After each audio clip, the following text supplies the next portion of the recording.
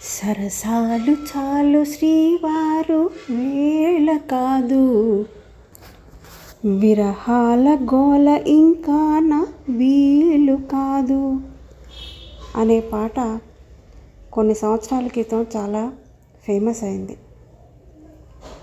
ఈ పాటలో నటించిన కథానాయిక అమల పుట్టినరోజు సందర్భంగా ఆవిడ గురించి కొన్ని విషయాలు తెలుసుకుందాం. అమల అసలు పేరు అమలా ముఖర్జీ. తల్లి ఐర్లాండ్ దేశస్థురాలు, తండ్రి బెంగాలీ. తండ్రి ఇండియన్ నేవీలో అధికారి. అమల తొలిసారిగా రాజేంద్ర దర్శకత్వం వహించిన మైథిలి ఎనే కదలి అనే తమిళ చిత్రంలో నటించింది. ఆ తర్వాత 1987లో అమల కమల్ హాసన్తో కలిసి పుష్పక విమానం అనే మూకీ చిత్రంలో నటించింది. 1991లో ఉలళక్కం మలయాళ చిత్రానికి గాను ఫిలింఫేర్ అవార్డును గెలుచుకుంది.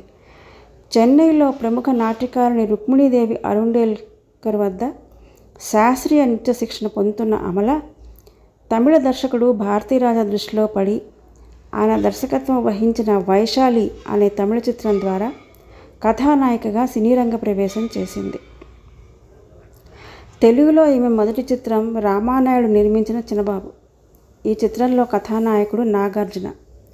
ఆ తర్వాత నాగార్జునతో కలిసి మూడు చిత్రాలలో పైగా నటించిన అమలకు నాగార్జునతో పరిచయం కాస్త ప్రేమగా మారి వీరు ఇరువురిని ఒకరొకరు ఇష్టపడి వివాహం చేసుకోవటం జరిగింది.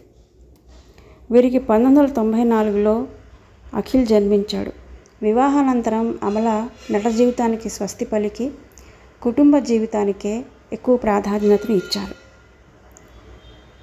తిరిగి 2012లో లైఫ్ ఈజ్ బ్యూటిఫుల్ అనే చిత్రం ద్వారా సెకండ్ ఇన్నింగ్స్ ప్రారంభించారు అమల. అమలకు జంతువులపై అమితమైన ప్రేమ. వాటి సంరక్షణకై బ్లూ క్రాస్ సొసైటీని స్థాపించి దాని ద్వారా భారతదేశంలోని జంతువుల సంక్షేమం, జంతు హక్కుల పరిరక్షణ కోసం పనిచేసే ప్రభుత్వేతర సహ వ్యవస్థాపకురాలు. ఎన్నో సామాజిక సేవా కార్యక్రమాల్ని నిర్వహిస్తున్నటువంటి అమల ముందు భవిష్యత్తులో ఎన్నో పురస్కారాలు అందుకోవాలని ఆకాంక్షిస్తూ పాలపర్తి సంధ్యారాణి.